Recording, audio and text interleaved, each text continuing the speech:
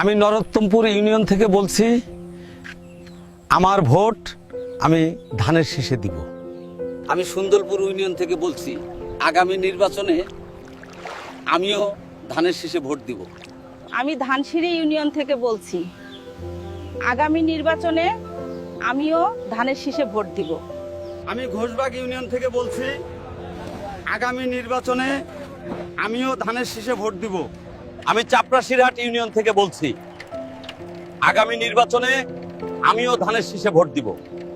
আমি ধানশালিক ইউনিয়ন থেকে বলছি, আগামী নির্বাচনে আমি ধানের শীষে ভোট দিব। আমি বাটিয়া ইউনিয়ন থেকে বলছি, আসন্ন নির্বাচনে আমিও ধানের শীষে ভোট দেব। আমি নেয়াজপুর ইউনিয়ন থেকে বলছি, আগামী নির্বাচনে আমিও ধানের শীষে ভোট দিব ইনশাআল্লাহ। আমি অশ্বদিয়া ইউনিয়ন থেকে বলছি, আগামী নির্বাচনে আমিও ধানের শীষে ভোট দিব।